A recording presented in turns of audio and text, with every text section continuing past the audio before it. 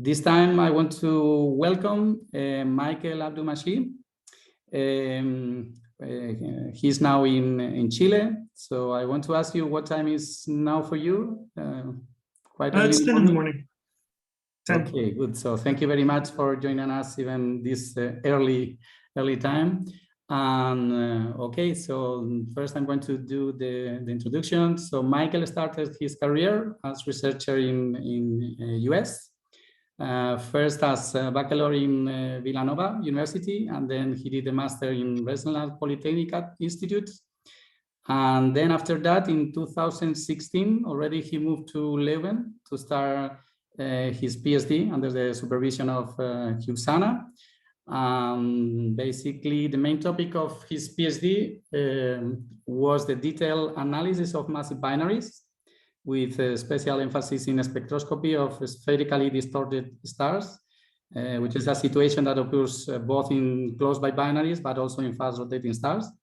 So due to that, during that time, he also developed a very interesting Python code that is called spams, which I'm sure that you are going to mention today in the talk. So I'll let you explain that. Then in 2020, he finished his PhD. It was in the middle of the pandemic also. So one side, as I say with May the other day, it was probably a bit bad for you, but then on the other side, we were able to attend online to your thesis, what was very good. And soon after that, he started as a ESO fellow in Chile, where he's now. And he started to be in charge of operating UT3 and also become the X-Shooter Instrument Fellow. And yeah, very soon he will move back to Europe because he has been awarded La Caixa Junior Leader Fellow to come to Tenerife. So in December, he will be here working with the Massive Star Group at AIC, what is very good. And basically, this is all I wanted to say. And now it's your time. So thank you very much again, Michael. Great. Thank you very much, Sergio, for the nice introduction. As he mentioned, my name is Michael Abdul-Masih, and I'm currently a postdoctoral fellow at ESO in Chile.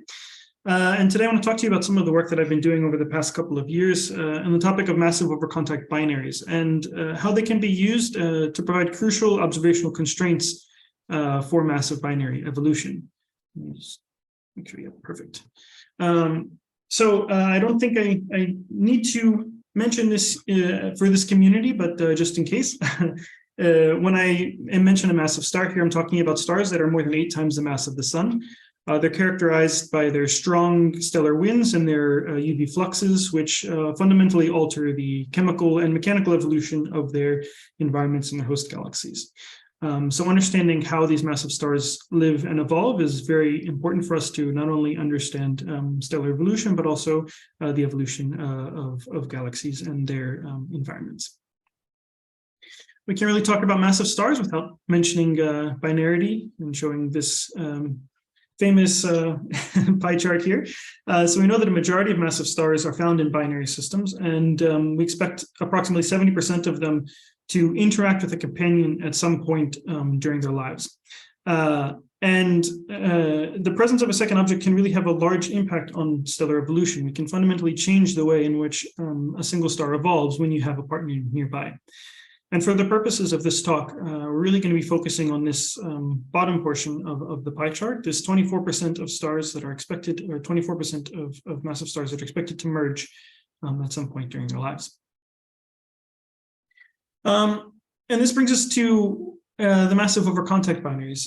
This is the evolutionary stage that directly precedes the merger. So it's characterized by this very unique shape where you have 2 stars that are so close and so large. Both of them are overfilling their Roche lobes, giving you this roughly peanut-shaped geometry. So again, we expect 24% of all O-type stars to go through a contact phase on the way to mergers. Some of these may be very fast contact phase, while others may be long-lived.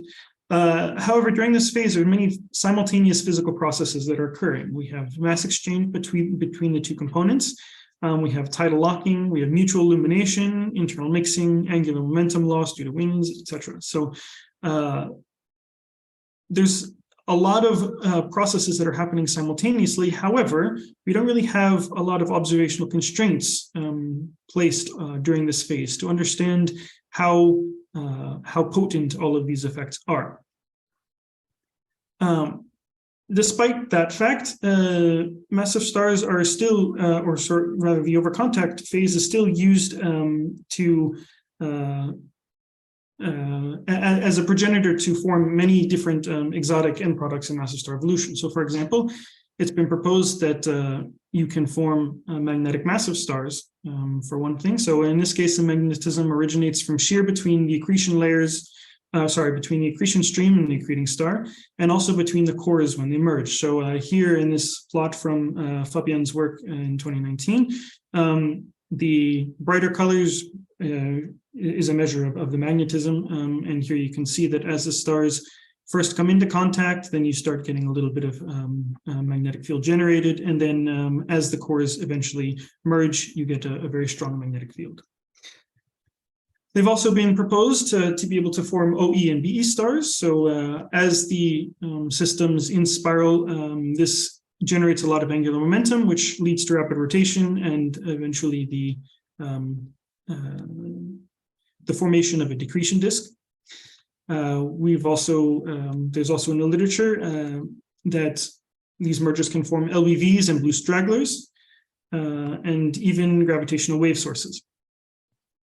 So we have a lot of different potential end products that all will go through this overcontact phase. So understanding more about the overcontact phase and about the physics that are happening during this phase may give us some crucial insights into which of these evolutionary pathways are more likely or not.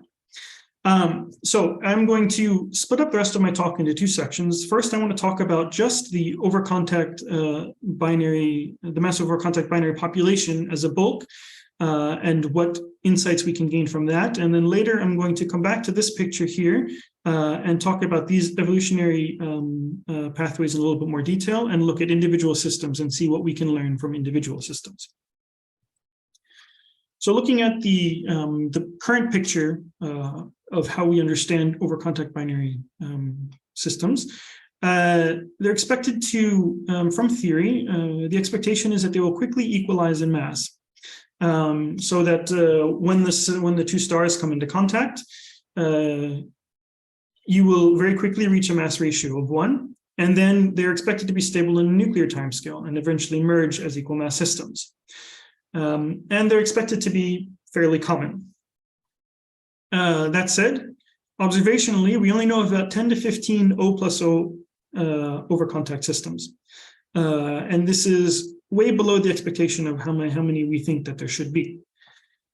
So there's a couple of things that we can do to kind of try to figure out why our expectations and why the observations don't match. And one crucial question that we can ask is, what is the rate at which massive overcontact binary periods change? The reason why this question is important here is that if we find that the period change for the massive overcontact systems is high, then this implies that the systems have a short lifetime, implying that perhaps the reason why we see so few of them is that instead of them being stable in nuclear timescale, they're actually much less stable than that and will merge much quicker, which is why we only see 10 to 15. On the other hand, if we find that the period change is quite low, then this means that these systems will be stable in nuclear timescale. So this is a way that we can confirm the hypothesis that we get from theory. Furthermore, one of the things that theory predicts is that we should see a correlation between the period change and the mass ratio. We expect that the systems will very quickly evolve towards a mass ratio of 1. So this means that if you find systems that have a mass ratio away from 1, then you would expect to see that the period change for those systems is higher in magnitude than systems at a mass ratio of 1. So we can test all of these hypotheses by looking at the period change for these systems over a long baseline.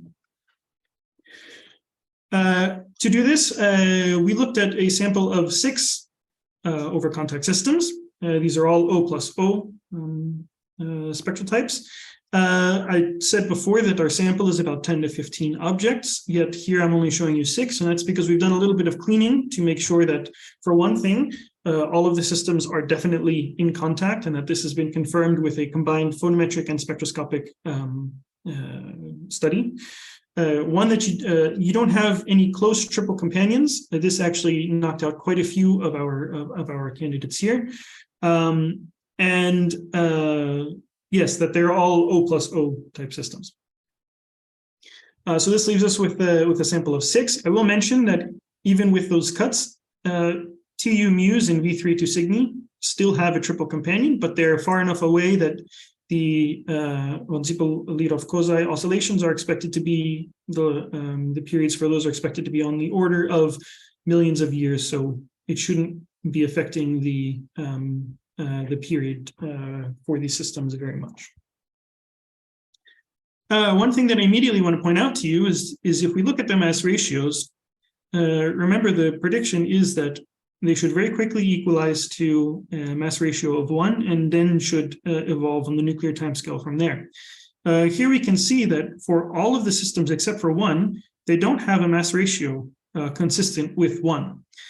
So this is already hinting to us that perhaps our expectations from theory may not match with the reality of what the observations are telling us. Here, I'm also listing the orbital periods. One thing I want to draw your attention to is how short these orbital periods are. I mean, we're talking on the order of our shortest period system is 0.88 days, and our longest period system in the sample is about 2 days. So we have very short periods that we're talking about here, which plays in our favor, and this will come into play in just a minute. The last parameter here that I want to draw your attention to is the fill-out factor. This is a value that describes how much in contact the systems are. So a fill-out factor of 1 means that both systems are just filling the Roche lobe and just barely touching. On the other hand, a fill-out factor of 2 means that there is Roche lobe overflow through L2. And it pretty much is a measure of how thick the neck of the contact system is. So higher fill-out factors, you have a wider neck, and low fill-out factors, you have a smaller neck. So just to give you an idea of the geometry of these types of systems. So the idea is that we've gathered all of the publicly available photometric data that we could find. And for each of the systems in our sample, and this is coming from a variety of different missions and telescopes. And for the most part, most of them have data of longer than a 20-year time span, some of them up to 30 years. Remember before I said that the periods of these systems are on the order of 1 day. So even though in astronomical timescales, 20 years isn't really that long, because of the fact that we have such short period binaries, we can get thousands and thousands of eclipses over this time base, which allows us to measure the period to quite high degree of accuracy. And this is very important if we want to actually look for these period changes to be able to measure the period very, very accurately. So the idea is that from a light curve, we use period 04 to figure out what the dominant peak is in the periodogram, which allows us to find what the period is for the systems in each of the different data sets. So for example, from V3 to Cygni, each of these different points that we are using to figure out this slope is coming from a different set of the observations. In this case, because the data from integral OMC covers quite a long time base, we cut it in half so that we don't have longer than 10 years for any chunk. What we do is we measure the period over this time base, and again, we're able to get very, very accurate periods because of the fact that we are covering so many eclipses during this time base. So some of these data sets are more sparsely sampled than others. But the size of the error bar that we're getting is a function of both the time base that we're looking at, as well as how sparsely the sampling is. So in this case, you can see that even though we're covering a lot longer of a time base with Hipparchus than we are with TESS, the error bars are similar because test is a much higher cadence. So with this, we're able to measure periods on the accuracy of seconds, which is great because then we can fit a line through the data and we can see what the period change is over this time. And one of the things that we find is that all systems are stable in the nuclear timescale, and all of the systems except for one have period changes that are consistent with 0. So as you can see here, this is very consistent with a slope of 0, and here in gray you can see the error bars on the slope. So if we compare our models with population, if we compare our observations with population synthesis models, this is what the picture looks like. And here, this is population synthesis models from Menon et al. 2021. Here on the color bar is showing the probability of finding a system in this region of the parameter space. Here on the bottom, we have the mass ratio, and I've broken this up into a couple of different period bins. And then here on the y-axis is a measure of the orbital stability, which is typically given in your current period divided by your period change, and the log of that. For a lot of these, due to the fact that we have a consistent, or that our period change is consistent with 0, we can only put lower bounds on this because in this case, we'd be dividing by 0 for our period change, which means that we don't have upper error bars here. They just go all the way up to infinity. However, for one system, SMC 10886, and this is the only system that we have in the SMC, we find we can constrain the orbital stability. However, it's still stable on the nuclear timescale with a timescale of about 1 point something million years. I don't remember the exact number off the top of my head. So one thing that I want to mention here is that the population synthesis models are able to reproduce the physical parameters of each system, with the exception of LSS 3074, but I'll come back to that in just a minute, but not the distribution. So as you can see, we expect way more of them to be found in this bluer purplish region. However, it seems that consistently our models are tending to be in the yellow spaces of the plot, which are several orders of magnitude less probable than in the blue regions. In the case of LSS 3074, here you can see that there's a bit of a gap, and this is due to the way that the models were constructed to begin with. The initial period that was given for the models was between 0.6 and 2 days. However, if you were to extend the initial period up to higher values, then you would fill this out a little bit more. So even though LSS 3074 doesn't fall within the region right now, slight adjustments to the initial models would make it work. So I'm going to collapse all of these down into a single plot and plot it here. And again, this is what I mentioned before, that this shows an initial period of 0.6 to 2 days. However, as you can see, the distribution doesn't fit very well. If we change the initial period from 0.6 to 2 days to 1.2 to 2 days, you can see that we get a much better distribution across the mass ratio. This helps. It doesn't solve the problem, but it gets us a little bit closer. So this may indicate that the contact systems originate or are born with a wider period than what we see now. This is also in line with some of the findings that Maria Clara Ramirez Canos has been finding in M17, which is showing that systems start off farther apart and then migrate closer together. So this is very in line with those findings.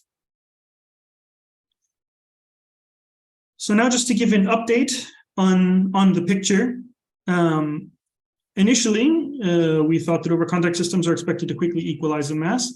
This doesn't seem to be the case. We don't see any correlation between the period stability and the mass ratio. So going back here, you can see that for the ones, we're able to place lower error bars, but we would expect to see a very different distribution than what we're seeing here. And the fact that we are seeing so many systems with mass ratios far away from 1, where we expect to see this pile up here at 1, implies that this may not be the case. This is also good to keep in mind that unequal mass contact systems are not necessarily younger or less evolved than equal mass contact systems. So there's something important to keep in mind. Further, we do expect these systems to be stable in the nuclear timescale and eventually emerge, not necessarily as equal mass systems. This is still yet to be seen. As I mentioned, from the observations right now, there doesn't seem to be any very strong period changes in any of the systems. However, right before they merge, as they evolve further, it is possible that they will equalize. But as of right now, we can't say. We can't give a clear answer either way based on the observations alone. The last point, they're expected to be fairly common. This is still something that we can't really say for sure. It's possible that the number of systems are so low just due to a lack of a dedicated search for these objects. However, they have very strong signatures in their light curves. And they show very high radial velocity variations. So it would be difficult to miss these systems. However, one hint that may give us a hint as to what's going on here is that a large fraction of them are found in higher order multiple systems. And quite a few of them have tertiary companions that are quite close or right on the edge of where the Lidov-Kozai oscillations become important. So it's possible that perhaps you need a third component to actually help in the formation of these systems. And up until this point, there hasn't been a dedicated search to look to see if all of the contact systems that we know of have triple companions. Quite a few of them have been found kind of coincidentally. That said, we've submitted a proposal, a gravity proposal, to look exactly at this. So hopefully that will be approved, and we can bring you updates on this question in a little bit of time. All right, so now I want to jump back to the slide that I showed you before. Now we understand a little bit more about how the contact systems themselves behave and what the bulk properties of the sample look like. And now we can talk a little bit about how individual systems or how looking in more in depth into these systems can allow us to get a better idea of these final evolutionary outcomes. One thing that plays a very important role in the evolution of these systems is the efficiency of the mixing, of the internal mixing within these stars. And this allows us to kind of split this evolution into two different groups. So if we have efficient mixing, then it's expected that we may be able to form black hole binaries and eventual gravitational wave sources. However, if we have less efficient mixing, this is where we would form, for example, magnetic massive stars, blue stragglers, LBPs, and BE stars. So how exactly does this work? What causes this difference, and how does this mixing play a role in here? If we take a step back and just consider single stars, traditionally, what stellar evolution tells us is that as your star evolves, your core will contract and your envelope will expand. And due to conservation of angular momentum, what happens here is that your core will spin up and your envelope will spin down a little bit. And this will cause a differential rotation between your core and your envelope. And at this region just between the core and the envelope, you will get shear instabilities, which will cause eddies and mixing to happen between the core and the envelope. This will allow you to bring fresh material from the envelope into the core and process material from the core out to the envelope. If we combine this with the fact that when you have a system that is not spherical, it cannot be simultaneously in thermal and hydrostatic equilibrium at the same time. And the stars prefer to be in hydrostatic equilibrium. So then due to the thermal instabilities, you will get large-scale temperature, or you'll get large-scale flows that occur in these systems. So because your radius is not the same, this means that your surface gravity is not the same, which also means that you have a temperature difference across the surface of your star. And these temperature variations will lead to these large-scale Eddington-Sweet circulations. And the way that these circulations work is, for example, they go from the near core region up to the polar region, then from the pole across the surface down to the equator, and then from the equator back in towards the core.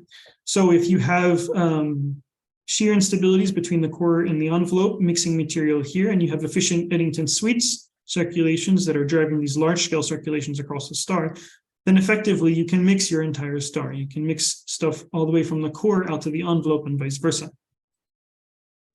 Ben Hastings did some really great work in 2020 looking at what happens when you stick a very close binary system and how this affects the geometry of your Eddington-Sweet circulations.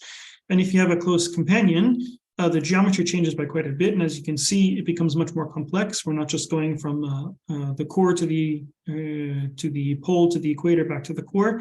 You still, in general, get those that scheme, but the direction in which these flows move becomes quite different. They found that the mixing actually becomes more efficient when you have a close binary companion than in the single star case. So this is quite important. This will come into play later. So the way that this mixing can change the evolution is that we may enter the chemically homogeneous evolution regime. So if the mixing is not efficient, then again, we get our more or less normal evolution. However, if the mixing is very efficient, then what happens is that the mixing will prevent the chemical gradient from forming within the star. And what that means is that instead of evolving with a well-defined core and envelope, pretty much you will simultaneously process all of the material in your core and your envelope, allowing you to get the same chemical properties on the surface of your star as you do in the very core regions of your star.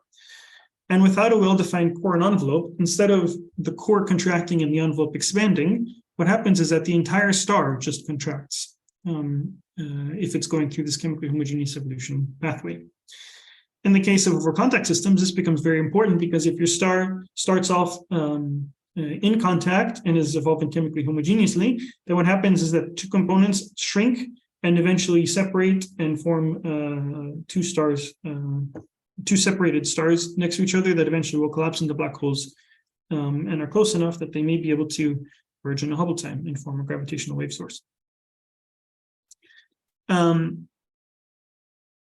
One thing that kind of plays against this is the fact that to maintain these high levels of rotation, it's very difficult in single stars because you have winds, and the winds will sap away your angular momentum and eventually spin down your star. In the case of contact systems, we don't run into this issue because of the fact that we have tidal forces that maintain the high rotation rate. So your orbital angular momentum reservoir is much higher than the rotational angular momentum reservoir, so it maintains your very fast rotation throughout the evolution of these systems. So here you can maintain your high rotation and keep your stars spinning fast enough to have efficient mixing. Sorry, 1 second, my battery is about to die. Oh, good. Sorry about that. Yes, and both components. So you can maintain the high rotation and allow both components to eventually separate and then collapse directly into black holes and merge. A recent study from 2021 has indicated this may account for up to 70% of the gravitational waves detected from isolated binaries. So this is an important evolutionary pathway to look at. So how do we actually look for evidence of this internal mixing? The question that we want to answer is, can we see evidence of core process material on the surface? We know that in the core of massive stars, they're fusing hydrogen into helium via the C&O cycle. So from the C&O cycle, we expect the abundances of carbon and oxygen to decrease, and the abundance of nitrogen to increase, as well as the abundance of helium.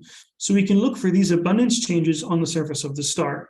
Furthermore, we know that mixing leads to increases in your surface temperature, and we can detect both of these through spectroscopy. So I want to quickly go through how we actually do the spectral fitting for a system that looks like this. Traditionally, the way that we would tackle a system like this is first we disentangle the components of the contact system. So we get a spectrum for the primary and a spectrum for the secondary.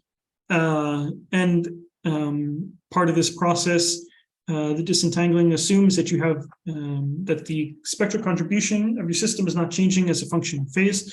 So what this means is that we are approximating our system as two spherical stars that are in close proximity to one another. Then you do atmosphere fitting on each of these stars individually, eventually leading you to get stellar parameters and abundances for the primary and stellar parameters and abundances for the secondary. There's many options that you can do to actually do this atmosphere fitting. Personally, I've used a genetic algorithm and FastWind, but theoretically you can use any fitting algorithm that you would like and any NLTE radiative transfer code that's appropriate for your specific system. But in the end, you get some representative temperature, log G, abundances, etc. for your systems. During my PhD, we looked at trying to improve these fitting techniques, especially for these very highly distorted systems. And we came up with the SPAMS code, which Sergio mentioned in the beginning when he was introducing me. And in this case, what we can do with SPAMS is that we can model the geometry of the surface of the system and while we're doing the atmosphere fittings, that we're not losing any of the geometrical effects. So we're able to reproduce the temperature distributions across the surface, as well as the non-spherical geometry for these systems through the fitting process. And we're able to get stellar parameters and abundances for both components simultaneously, again, while maintaining the geometry. And the way that SPAMS actually works is first we generate a mesh that represents the geometry of the system, and this is based on the orbital parameters of the system. So from there, using Roche geometry, we can construct this mesh. The mesh is populated with local parameters such as temperature. So here I'm showing the temperature distribution across the surface. Then we assign FastWind models to each patch across the surface, accounting for the local gravity, local temperature, local radius, radial velocity, etc. And then we can integrate over the entire visible surface to get line profiles out. The idea is that we do this for a sample for 3 overcontact systems. And here we're looking at V382 Cygni, VFTS 352, and SMC 10886. This is a galactic LMC and SMC object. And here you can really see also how the fallout factor changes the geometry of the system. So something that I mentioned before. So V382 Cygni has a fallout factor of 1.1. So you can see that it has a very narrow bridge. VFTS 352 with a fallout factor of 1.3 and SMC 10886 with a fallout factor of 1.7. So you can see how this bridge changes by quite a bit as you change the fallout factor. So this is the sample that we chose to look at, and we fit the spectra with both SPAMS and with the 1D techniques. And you can see that the observed spectra can be reproduced with both. So you can see that some epochs or some lines are better fitted with one code than the other, but we're able to reach reasonable solutions using both of these. However, what we find is that the parameters that we get out can be quite different in some cases. I'm going to show you the case that behaves first. So this is VFTS 352. And here what I'm showing is an intro diagram showing the parameters that we get from the 1D techniques in blue and SPAMS in red. Here the closed circles represent the primary and the open are the secondary. And here you can see that we have fairly good agreement between the 1D techniques and SPAMS. In the background, I have various evolutionary tracks from Broad et al. 2011. at different rotation rates. And here the rotation rate of the system is 330 kilometers per second. However, as I mentioned and as I showed before, when you're in a contact configuration, the mixing processes, we expect them to be somewhat enhanced. Remember that the geometry of the Eddington sweep circulations changes when you have a close companion. So in this case, these rotation rates that we have here are more acting as a proxy for the mixing, for the efficiency of the internal mixing. So these are single star tracks. So you can see that the contact systems, both components seem to fall along this 500 kilometer per second track, even though the system is rotating at 330. And this is just showing that the mixing that we have in the contact systems is more consistent with the high rotation rate in single stars. So this is telling us that we do have more mixing in these contact systems. This is in line with what the predictions are from chemically homogeneous evolution. So we are seeing higher temperatures than expected for their given mass and their rotation rate. If we look at the other two systems in the sample, we see very similar things here. For example, if we look at the 25 solar mass track, you can see that we are at there or above there for the primary and the secondary. And same thing for SMC 1086. Here we're looking at the 17 solar mass track. One thing I will note is that the mass of the primary and the secondary are quite different. However, they end up being very similar locations on the HR diagram. That said, if we look at SMC 10886 and V382 Cygni, we can see that the location of the results from 1D techniques versus SPAMs seem to populate different areas on the HR diagram. Here we're finding that SPAMs is predicting a higher temperature and higher luminosity in both cases. And this is actually due to the inclination of the systems. And this is something that I looked at in more detail in my recent paper in 2023. But the idea here is that due to the geometry and due to the distribution of the temperature across the surface, the temperature that you measure is biased by the orientation of the system. So if you were to take the same system, instead of looking at it edge on and look at it pole on, if you're using 1D techniques, you'd measure a much higher temperature than if you looked at it equatorially.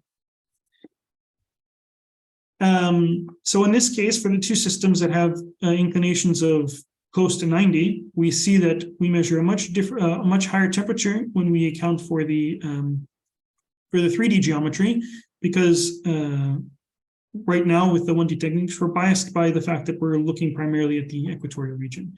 In the case of VFTS 352, we're inclined a little bit, so with an inclination of 55 degrees, we are seeing a little bit more of this polar region, and right in that sweet spot close to 60 degrees where they agree.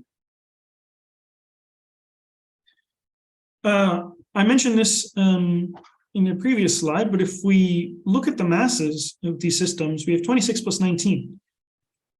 The secondary we would expect to be found somewhere down here on this 20 solar mass track, or even below that. And even if you want to be optimistic, I mean, it would be up here at this 500 kilometer per second track.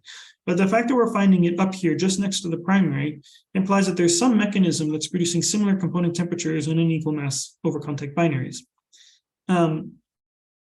This is important when looking at the evolutionary state for these components individually, because there's no way that we can reproduce this 19 solar mass component. I should mention these are dynamical masses with this 20 solar mass evolutionary track. We just can't get there. So there's something that is allowing energy to be transported from the higher mass star to the lower mass star. But even still, when we look at the locations on the HR diagram, we still find that the primary is still very much above its solar mass track. So yes, there's some mechanism that's producing similar temperatures in unequal mass binaries, and at the same time, we still find that both the primary and the secondary are above the track even for the primary system. So if we look at the abundances here, remember from chemically homogeneous evolution, we should see a lower carbon abundance, higher nitrogen abundance, and a lower oxygen abundance than normal, and as well an increased helium abundance.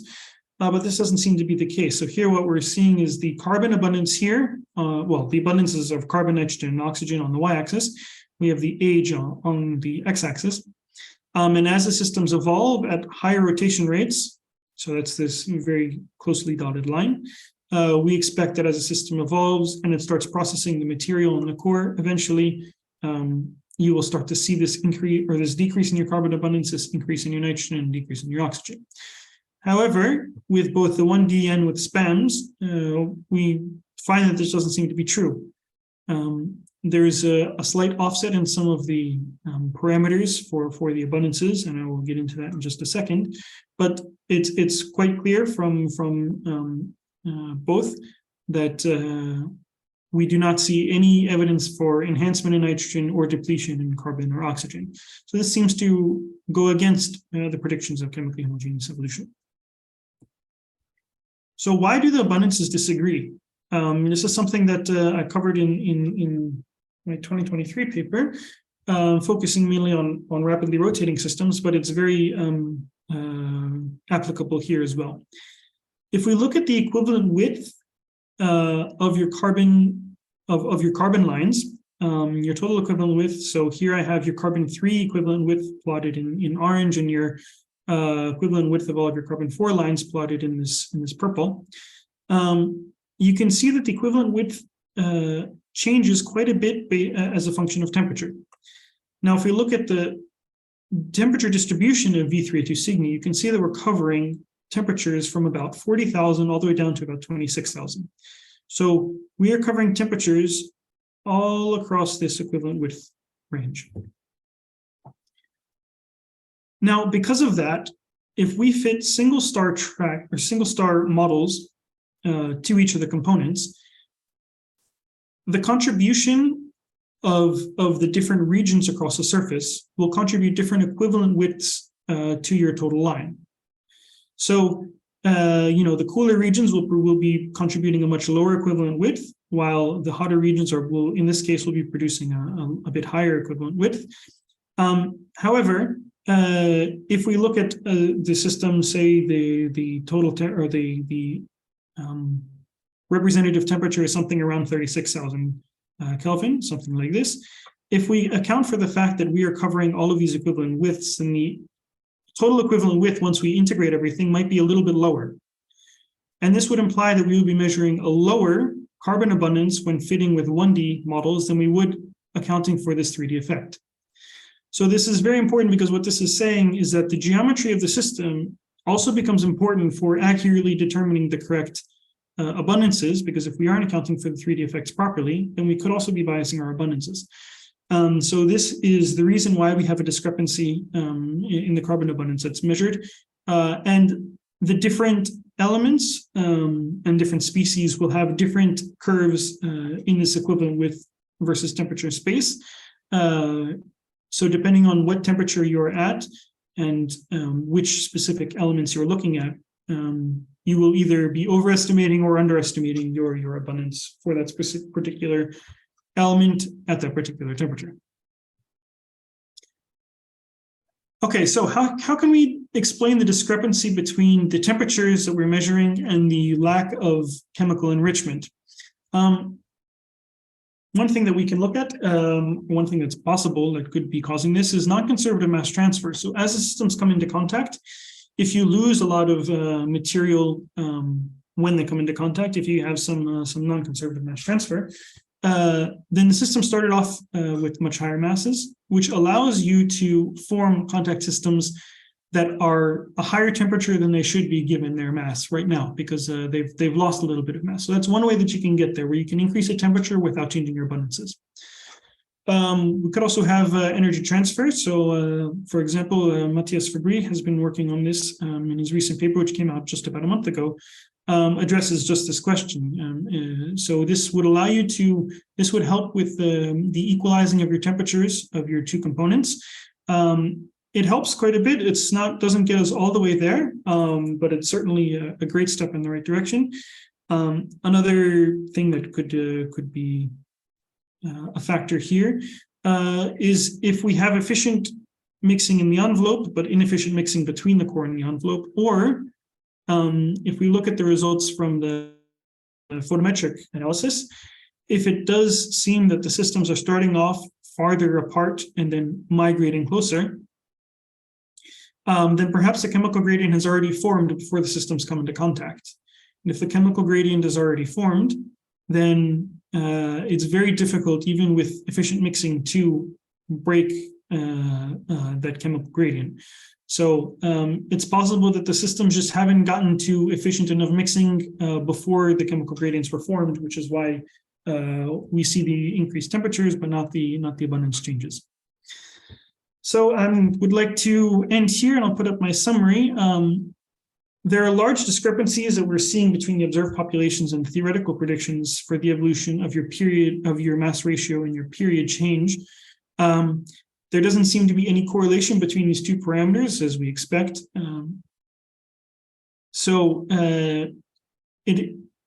We don't necessarily expect that our contact systems should be found as equal mass systems. So there's also additional mixing processes that appear to be necessary to reproduce the spectroscopic observations. I showed you that both the primary and the secondary seem to fall very close to each other on the HR diagram.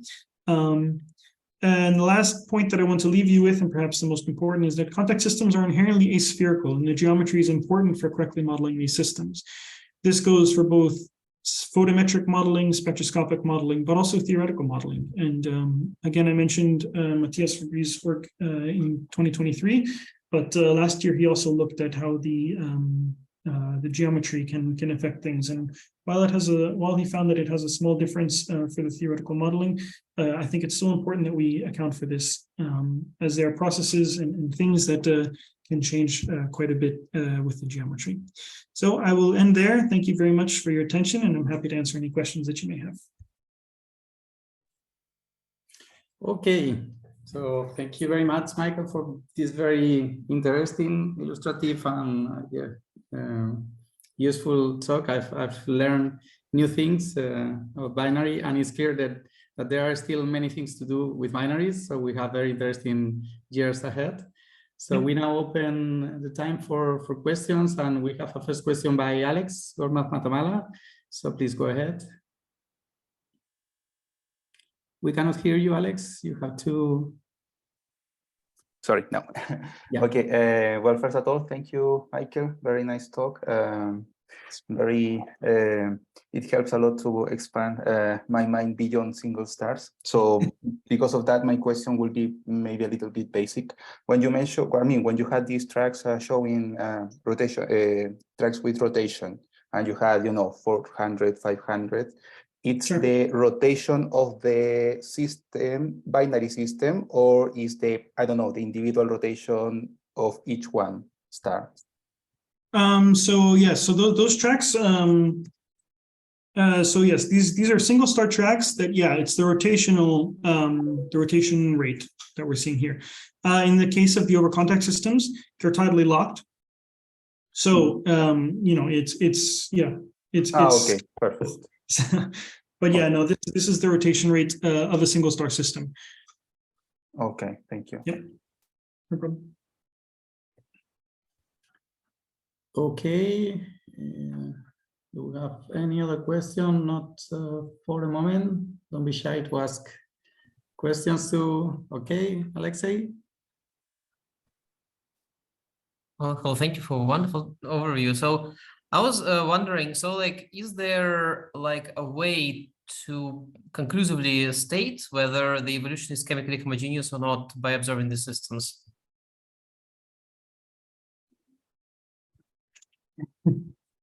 If you find that the chemical abundances and the temperatures agree, then I would say yes. The problem is that the other thing that you need to keep in mind is that there's an evolution here, right?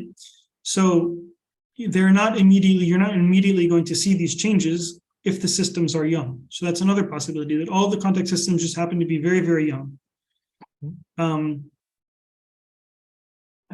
Yeah, it's difficult to it's difficult to I would say prove that, but I mean right now we're seeing consistently for all of the systems that the abundances don't seem to agree with what chemically homogeneous evolution predicts. So yeah, I would say it's, as of right now, there doesn't seem to be much there doesn't seem to be much observational evidence for chemically homogeneous evolution, at least for the contact systems. Oh, thank you. Yep, no problem. Okay, we have now Francis, so please go ahead. Yeah, thanks for the great presentation. I was just wondering if you, in considering that we know very few of those very peculiar systems, is there any particular observational strategy that you might be using at the moment to try to hunt new systems like these to get some more statistics and hopefully get some more consistency between the observations and the population synthesis models? Yes, exactly. So this is actually one of the things that is on my agenda and on my plate. I want to look through tests to systematically look for these kinds of systems. I mean, we have quite a large database through the test data, and there should be thousands of O-type stars in there to look through and see if we can find more of these contact systems. Another thing that I will mention that could also play a role here, the gravity darkening. So let me come to here, for example. If we look at the gravity darkening, describes pretty much how the temperature is affected by the gravity of your system. So the difference between this polar or this bridge region and your polar region is described by the gravity darkening. So if you have a different gravity darkening law, then this temperature distribution will change. So the reason I'm talking about this is that traditionally, when looking at contact systems, a von Siepel gravity darkening is used. And we know that the von Siepel gravity darkening is quite outdated. I mean, it was from almost 100 years ago at this point. And we have better prescriptions for detached systems and for rapidly rotating systems. But for contact systems, we still don't have a better gravity darkening prescription. So this is all to say that it's possible that some of these contact systems are hiding as what we think are semi-detached systems, just due to the gravity darkening that we are using to actually detect these.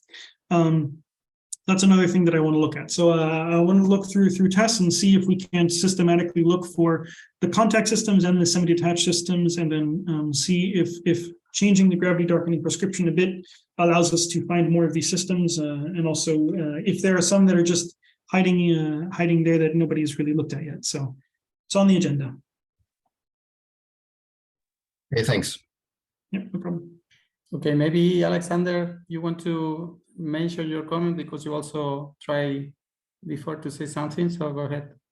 Yeah, I was just thinking, I'm very puzzled that you can't, that there's no carbon depletion or any nitrogen enrichment, just because the outer part of this, the first CN cycle, that material should appear at the surface very quickly if you have these quite rapidly rotating stars. So it's really quite remarkable that you don't even see the CN processing products with a little bit of enrichment and depletion of carbon. Yeah. So because that even happens outside of the barrier.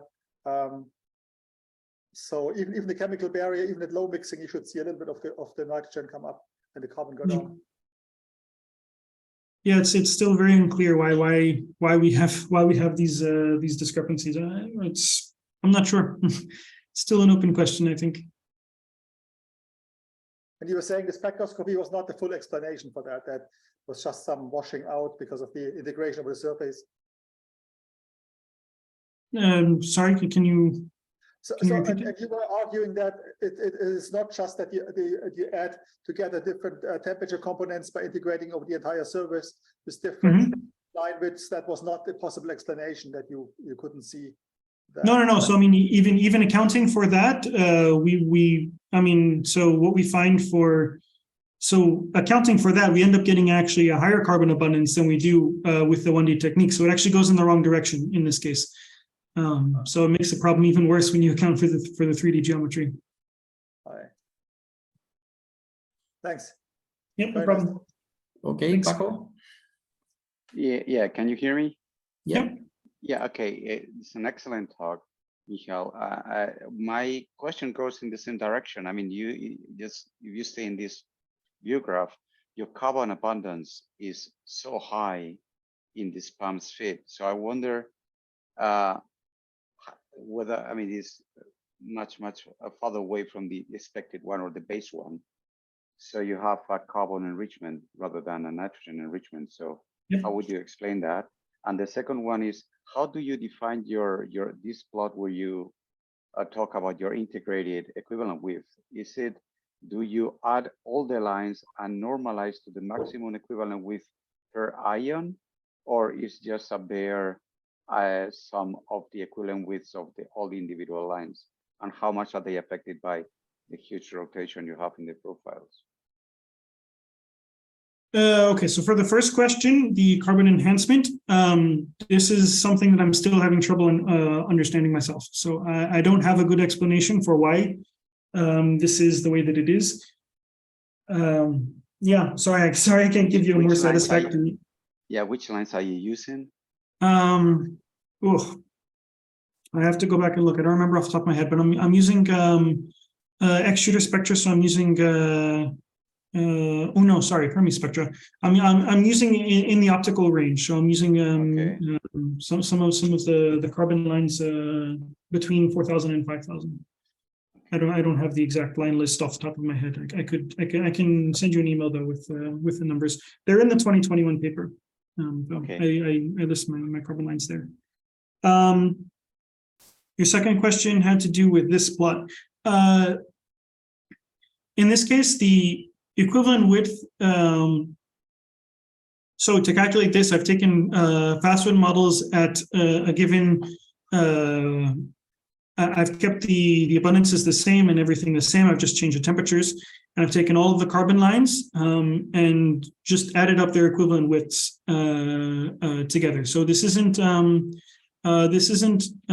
normalized in any way. I mean, it's just the total carbon 3 equivalent width and the total carbon 4 equivalent width for the lines that I've used here. Okay. Yeah. Perfect. So yeah. So I mean, this also, it's important to mention. Just imagine your carbon 3 lines were normally larger. I mean, stronger than the carbon 4 lines. Sure. So you should put some kind of weight into this transition. Yeah. Okay. So I guess this is what you see here. Yeah. So I mean that's another important point, that this is also very dependent on the line list that you use. So if you use a different line list, then this curve will also change. If you include more carbon 3 or more carbon 4, then the relative strengths of these two peaks will change, and the structure of this will change. So it's very important that we are aware of this effect, because I mean, depending on the line list that you use and what temperature you're at, you can kind of move around the parameter space quite a bit. So, and can you use these distorted geometries of the stars to compute the 2D off-frame profiles, like Peter Petrans or also Jeff Boucher did with Simevgen or Fastwind?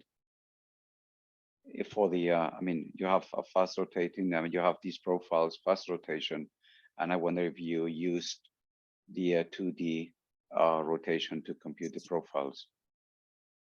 So, well, with SPAMs, you don't need to, with the, because I mean, the rotation is already taken into account, so you don't need to. You use a projected rotational velocity at each of the points. Exactly. Yeah. So each point is follow that.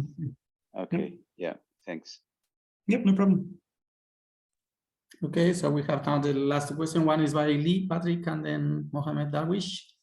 Please, Lee, go ahead. Hi, Michael. Thanks for the great talk.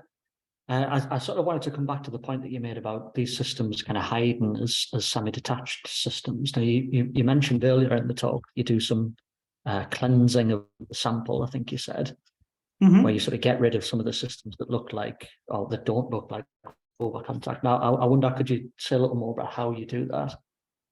Sure. So the way that I did the sample selection here, let me just go back to it.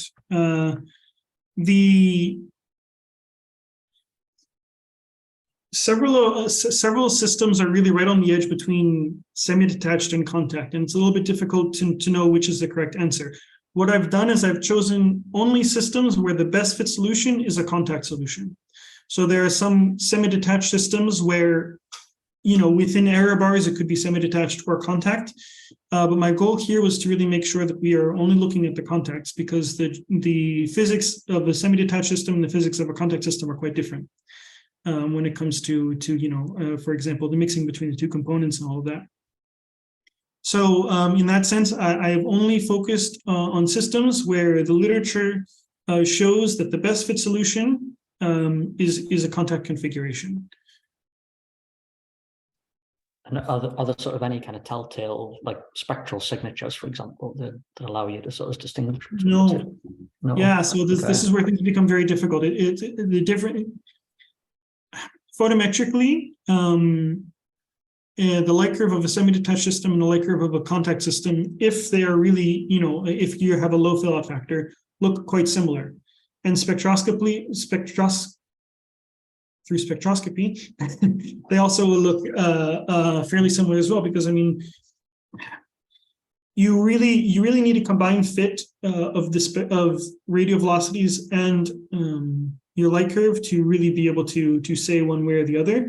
It's very difficult to tell by eye or just looking at it quick. Like, you really need to do a full analysis to really say one way or the other whether it's in contact or semi-detached. That said, when you're in a let me find a plot that might help with this. When you're in a contact configuration, you have contributions from the bridge, right? Which is at the systemic velocity of the system. If you're in a semi-detached configuration, then you may not actually have contribution from that region because your stars aren't touching, right? So if they're slightly separated, then you don't get any contribution from there. So if you have high enough resolution spectra and good enough signal to noise, and you can really, you know, see if you get the separation between the two components, then maybe you might be able to find something there. But it's not something that would be easy to look and tell. I mean, you would really need to do very thorough modeling to be able to separate these two. Yeah, thanks very much. Yep, no problem. Okay, Mohammed, please. Okay, thank you so much, Michael, for the very interesting talk.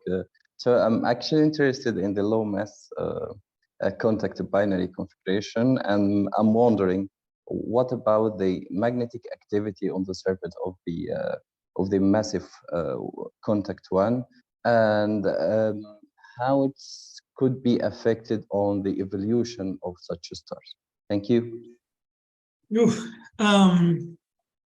So as of right now, we haven't had any magnetic detections for contact systems. We also haven't looked. So it's possible that there are magnetic, that some of them are magnetic and some of them aren't. As far as how that would affect things,